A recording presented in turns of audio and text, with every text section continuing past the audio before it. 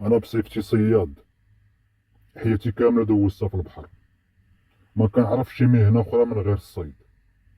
واللي بغيت نوصل لكم اخوتي المغاربه، السردين، غنهضر على السردين، الحوت بصفه عامه. خذوا كمثال، خذوا هي السردين كمثال. السردين كنبيعوه 3 دراهم فاصله شي حاجه، هذا باش كيخرج من المرصى. انا الحوت ما كنشريهش، كنخدم عليه. كنجيبو كنجيب انواع الحوت لوليداتي، ولكن مره كنخرج للسوق كنبغي نشوف الاثمنه، وكنلقاه واصل السردين بواحد الثمن ما كنفهموا والو. حنا الصياده براسنا ما فاهمين والو.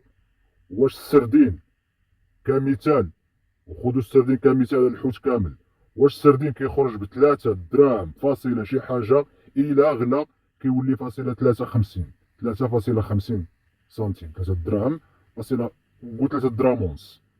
هذه لا غلا من 2024 كنهضر لكم، من 2024 الى يومنا هذا. حنا في شهر جوج، هذا التسجيل كنسجلو في شهر جوج 2025. من 2024 الى يومنا هذا السردين كيخرج بهذا الثمن. واش كاين شي واحد كيشري كلشي ويقلب فيه البيع؟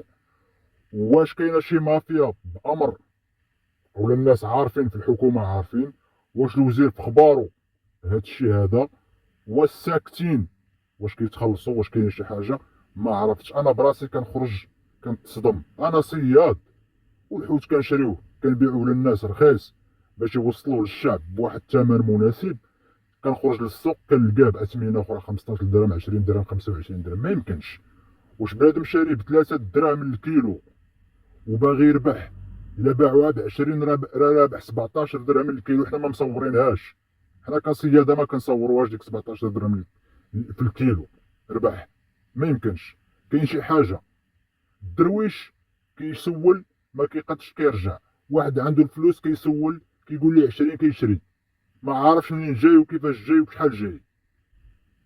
قلبوا على راسكم، يا اما قاطعوه خلوه يخنز في هذا رمضان حتى يقادوا لكم الثمن، ولا ديروا شي حل راسكم. انا وصلت لكم الرساله، وما على الرسول الا البلاغ.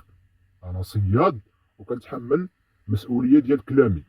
ما باغيش نبان، وغنطلب من الناس اللي غينشروا الفيديو يبدلوا لي صوتي. ما باغيش نتعرف، ما باغي مشاكل، ولكن وصلت لكم المعلومه. السلام عليكم.